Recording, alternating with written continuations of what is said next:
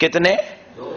دو فرشتے آتے ہیں۔ پیارے بزرگوں اور دوستو، اب ذرا غور کرنے والی بات ہے کہ اس بات کا تو رد ہو رہا ہے حدیث پاک سے، یہ بخاری و مسلم کی متفق علیہ حدیث ہے، اس بات کا رد ہو رہا ہے کہ قبر میں مردہ نہیں رہتا بلکہ زندہ ہو جاتا ہے۔ مردہ اس کو کہتے ہیں جس میں جان نہیں ہوتی، مردہ اس کو کہتے ہیں جس میں پہچان نہیں ہوتی، مردہ اس کو کہتے ہیں جس کو سمجھ نہیں ہوتی، مردہ اس کو کہتے ہیں جو بول نہیں سکتا، مردہ اس کو کہتے ہیں جو سن نہیں سکتا۔ تو آؤ نبی پاک بتا رہے ہیں اتاہ ملکان، اس کے پاس دو فرشتے آتے ہیں، فیقعدانہ، اس کو اٹھا کر بٹھاتے ہیں۔ اب ذرا دیکھیے، جب تک ہم نے چھوڑا تھا تو وہ مردہ تھا، ابھی بے پاک فرما رہے اب وہ سننے کی صلاحیت والا بھی ہو گیا۔ اب ذرا دیکھیے فرشتے آتے ہیں، فیقعدانہ، اس کو اٹھا کر بٹھاتے ہیں، اور اب ذرا غور کیجئے بٹھانے کے بعد کیا کرتے ہیں۔ پیارے بزرگوں اور دوستو، سوال ہوتا ہے ما کنت تقول فی ھذا الرجل لمحمد صلی اللہ علیہ وسلم، کہ ذرا بتا یہ جو حبیب پاک ہے جن کا نام محمد ہے، یہ جو تیری مزار میں آ چکے ہیں، ما کنت تقول فی ھذا الرجل، اگر کوئی عربی گرامر کا پڑھا ہوا انٹر کا طالب علم ہوگا تو یہ بات اچھی طرح سمجھتا ہوگا۔ ھذا الرجل کا مطلب یہ ہے یہ ذات، یہ آدمی۔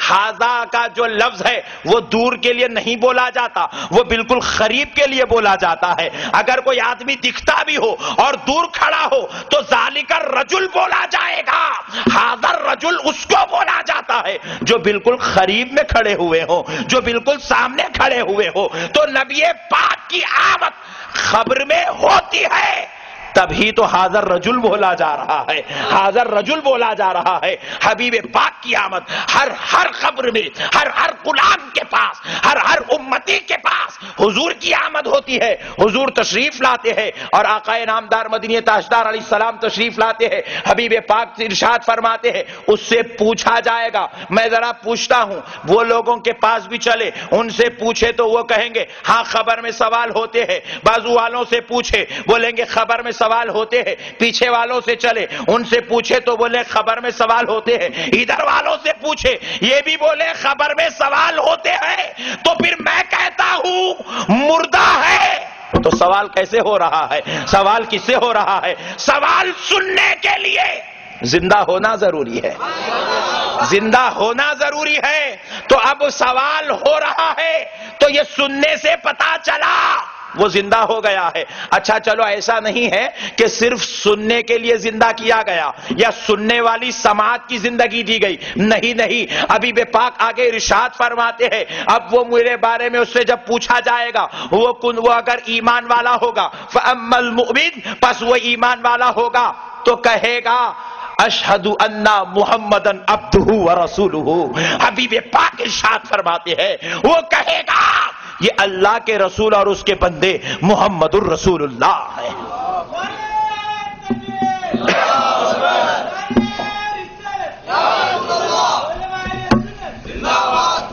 پیارے بزرگ اور دوستو، پتا چلا صرف سن نہیں رہا ہے بلکہ بول بھی دے رہا ہے، اور بولنے کے لیے پہچاننا ضروری ہے۔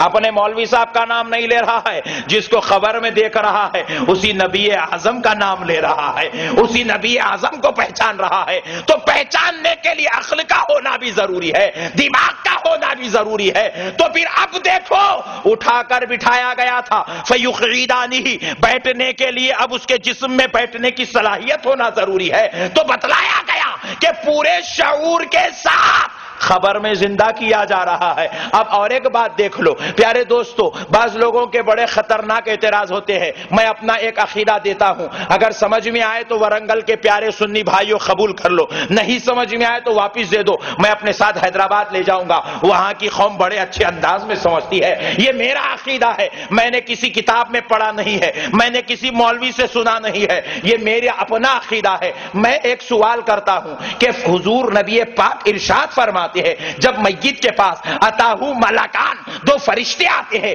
فیقعدانہ، اس کو اٹھا کر بٹھاتے ہیں، اور کس لیے بٹھایا، کس لیے جا رہا ہے؟ بعض نادان سوال کرتے ہیں کہ بھائی وہ سیلو کے پتھر لگانے کی ضرورت نہیں ہے، مٹھی کو مٹھی میں ملاؤ۔ ہم نے کہا بھی گاڑنے کی ضرورت بھی کیا ہے، کیچڑ میں پھینک دو، قصہ ختم ہو جائے گا۔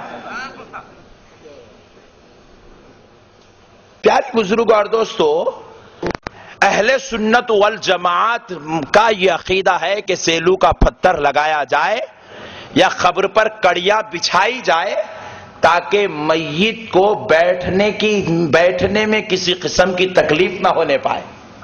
حدیث پاک ہے، میت کو قبر میں فرشتے آ کر اٹھا کر بٹھاتے ہیں، اور ہمارے خاندان والوں کو آپ نے دیکھا بھی ہوگا، جب ان کو قبر میں لٹاتے ہیں تو سرانے کی ڈوری کھول بھی دیتے ہیں تاکہ کسی قسم کی تکلیف بھی نہ ہونے پائے۔ پیارے بزرگ اور دوستو، میں پوچھتا ہوں کہ وہ بیچارہ بیٹھا تھکا، ابھی گیا قبر کو آرام کرنے کے لیے، کچھ دیر لیٹنے سونے کے لیے، ابھی گیا ہی نہیں، اس کو اٹھا کے بٹھا دیے، یہی کاؤنٹر پہ بیٹھ کے مارا، یا بیچارہ اتنا بیٹھا، بیٹھتے بیٹھتے پیٹ نکل گیا، ابھی مرا اس نیت سے کہ کچھ آرام کر لوں، پھر فرشتے آئے اور اٹھا کر بٹھا دیے۔ ذرا غور کیجئے پیارے بھائیوں کہ یہ اٹھا کر کیوں بٹھایا جاتا ہے؟ اگر آپ کسی بازو والے مولوی سے پوچھیں گے تو بولے گا وہ سوال کے جواب لینا تھا اس لیے اٹھا کر بٹھائے۔ تو میرا یہ جواب ہے کہ بھائی جواب دینے کے لیے بیٹھنا کوئی ضروری نہیں ہے۔ آپ کے بابا لیٹے ہوئے ہیں، آپ جا کر گئے، بابا ذرا اٹھو مجھے آپ سے کچھ سوال کر رہے ہیں، بابا بولیں گے بیٹے میں لیٹے لیٹے بھی جواب دے سکتا ہوں، بٹھانے کی کیا ضرورت ہے، چل پوچھتا جا۔ اور فرشتہ کوئی ہم سے بڑے مرتبے والا تو نہیں ہے کہ وہ آئے اور ہم کو اٹھا کر بٹھائے۔ فرشتے کا مقام تو چھوٹا ہے انسان کے سامنے، تو ایک چھوٹے کے لیے بڑے کو بٹھانا کوئی کمال کی بات؟ تو پتا چلا کہ جواب لینے کے لیے بٹھایا نہیں جا رہا ہے۔ بعض لوگوں نے کہا کہ نہیں اس لیے بٹھایا جا رہا ہے کیونکہ اس کا چہرہ دیکھنا تھا، تو بھائی لیٹے ہوئے آدمی کا بھی چہرہ دیکھتے ہیں، بٹھانے کی کیا ضرورت ہے؟ جب ہم دیکھ رہے تھے آخری وقت میں چہرہ تو بٹھا کے نہیں، لٹا کر ہی دیکھ رہے تھے۔ فرشتہ بھی لٹا کر دیکھے گا، بٹھانے کی ضرورت کیا ہے؟ الغرض 40 لوگ 40 باتیں کہتے رہے، مگر میرا عقیدہ سن لیجئے، خدا کی قسم میں سوچتا ہوں کہ اس لیے اٹھا کر بٹھایا جا رہا ہے کہ سن کہ آج تو قبر میں لیٹا ہے، لیٹا نہیں چلے گا، اٹھ کر بیٹھنا ہوگا، کیونکہ تیری قبر میں آمد مصطفیٰ ہونے والی ہے، نبی پاک کی آمد ہونے والی ہے۔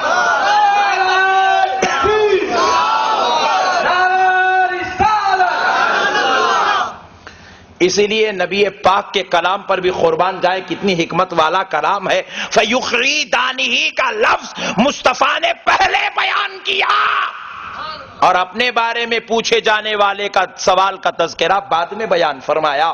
پہلے بٹھایا جائے گا پھر میرے بارے میں پوچھا جائے گا، پہلے بٹھایا جائے گا پھر میری سواری آئے گی، پھر مجھے وہاں میرے بارے میں سوال کیا جائے گا۔ اب ایک بات اور نوجوانوں، تمہارے عقیدوں کو مضبوط کرنے پوچھتا ہوں کہ بتاؤ، ہم مسجد میں لے کر میت کو گئے تھے، نماز جنازہ پڑھے تھے، فاتحہ دیے کہ نہیں دیے؟ میت پہ فاتحہ دے دیے، یہ تو میت کی فاتحہ ہو گئی نا بھائی۔ خبر پہ لٹائے، خبر میں بٹھائے، خبر میں لٹانے کے بعد آپ پھر خبر بند کر کے فاتحہ پڑھے، وہ جو فاتحہ نماز جنازہ پر تھی وہ دنیا کی آخری فاتحہ تھی، خبر پہ لٹا کر، خبر میں لٹا کر جو فاتحہ پڑھے وہ آخرت کی پہلی فاتحہ تھی۔ پتا چلا ہماری زندگی فاتحہ پہ ختم اور آخرت فاتحہ پہ شروع۔ مگر ایک جواب دو اے سنی نوجوانوں، 40 قدم پہ جو فاتحہ تھی وہ کیا تھی؟ 40 قدم پہ ورنگل میں فاتحہ پڑھتے کہ نہیں پڑھتے؟ کوئی پڑھے یا نہ پڑھے آپ ضرور پڑھنا، یہی فاتحہ اصل فاتحہ ہوتی ہے۔ 11ویں میں جو فاتحہ ہوتی ہے وہ کھانے پہ ہوتی ہے، 11ویں میں جو فاتحہ ہوتی ہے وہ جھنڈے پہ ہوتی ہے، 12ویں میں جو فاتحہ ہوتی ہے وہ ذکر رسول پہ ہوتی ہے، جلسے میں جو فاتحہ ہوتی ہے جلسے کے اختتام کے لیے ہوتی ہے، برکتوں کے حصول کے لیے ہوتی ہے۔ مگر خدا کی قسم احمد نقشبندی کا یہ عقیدہ ہے، جو 40 قدم پہ فاتحہ ہوتی ہے وہ میت پہ نہیں ہوتی، وہ قبر پہ نہیں ہوتی، وہ مردے کے لیے نہیں ہوتی، قبر میں آمد مصطفیٰ ہوتی ہے تو مصطفیٰ پہ پڑھی جاتی ہے۔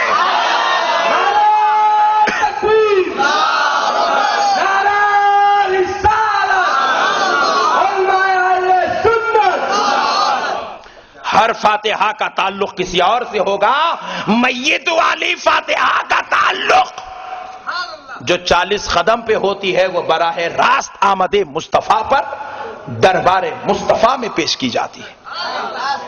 پیارے بزرگ اور دوستو، قربان جائیں، حبیب پاک ارشاد فرماتے ہیں تم بس میت کو لٹا کر چلتے ہو، ہم آ جاتے ہیں۔ قربان جائیں پیارے بزرگ اور دوستو، اب ذرا غور کیجئے گا، حبیب پاک نبی کریم صلی اللہ علیہ وسلم کی آمد ہوتی ہے، حضور فرماتے ہیں پوچھا جائے گا ما کنت تقول، لفظ پر بھی غور کیجئے، حدیث پاک کے الفاظ ہیں اور یہ اتنی ٹھیٹ حدیث ہے اہل حدیث بھی انکار نہیں کر سکتے۔ یہ الگ بات ہے کہ وہ حدیث والے اپنے کو کہتے ہیں مگر حدیث مانتے نہیں ہیں، بڑی شریر طبیعت کے مالک ہیں اور کیسی انٹرنیشنل حدیثیں لاتے ہیں، دیکھیے سنیں گے تو آپ بھی ششدر اور پریشان ہو جائیں گے، یہ کہاں سے حدیث لا لی ہے۔ میں مسجد میں نماز پڑھا رہا تھا تو وضو خانے کے پاس وضو کرنے کی غرض سے بیٹھا، امامت کے دور میں بیٹھا وضو کر رہا تھا، ایک چاچا گئے، ضرورت سے فارغ ہوئے آئے، بازو ایک نل سے پانی ہاتھ میں لیے، کرتا اٹھا کے مار لی۔ میں پریشان ہو گیا، مالا یہ کیا ہے بھائی، نیا سسٹم، امریکہ بھی جہاں شرما جائیں وہاں یہ چاچا پیدا ہو جائے۔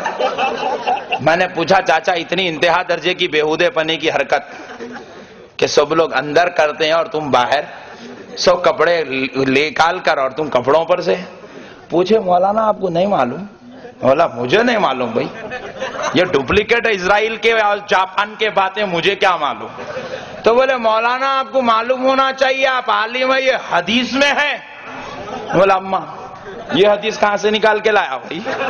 کرتے اٹھانا پانی مارنا یہ حدیث کہاں سے نکلی رے بھائی؟ نبی کے دور میں کرتا بھی عجیب تھا اور تیرا کرتا عجیب ہے، تو یہ طہارت لینے کا یہ سسٹم کہاں سے؟ بولے مولانا حدیث میں، یہ جو گندا کام کرے سمجھے حدیث میں ہے۔ تو میں نے کہا نادان، تجھے تیری حدیث مبارک، تو حدیث پڑھتا رہے، تجھے ایسی حدیثیں ملتی رہے اور ہم حدیث پڑھے تو احمد مصطفیٰ والی حدیث ملتی رہے۔